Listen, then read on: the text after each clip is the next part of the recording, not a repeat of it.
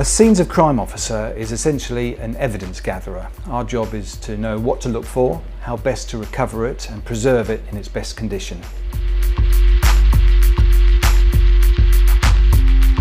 I think generally the forces look for a good general education. I think here in Suffolk they ask for something like 5 GCSEs.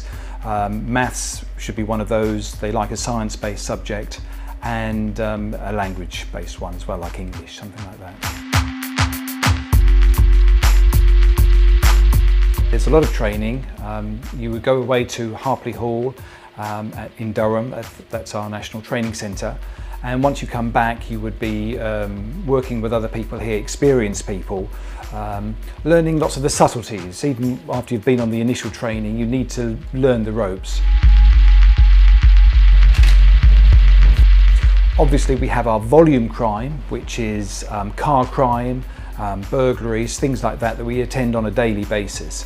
But obviously also every now and again we have major incidents. We don't tend to use anything that different at a major incident, but we just use everything, all of our skills.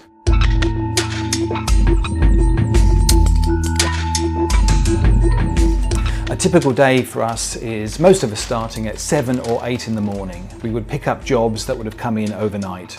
It might be car crime, it might be house burglaries or burglaries to shops and business premises. We would go out and work throughout the morning, perhaps returning to the office about midday, early afternoon, where we would complete the paperwork and process the exhibits that we've recovered from all those scenes.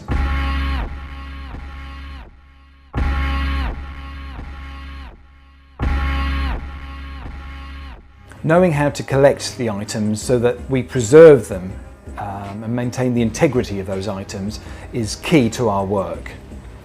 So we get the best possible photograph of the footwear mark that's been left perhaps in mud outside the broken window, and doing it in the right way so that it can be of value to a scientist who might later on have to compare that with a suspect's shoe.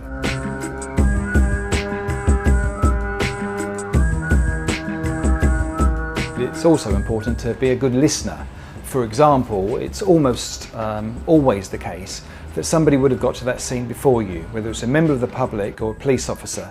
You need to be able to ask them the right questions and listen to what they would say, because they will have information that may well be vital to your examination, but it might not always be obvious to them that they hold the key.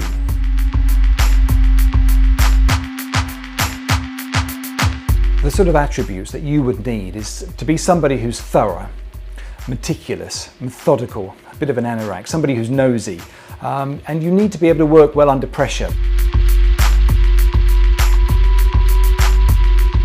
This job is really suited to somebody who has good communication skills, good interpersonal skills, somebody who can talk to people.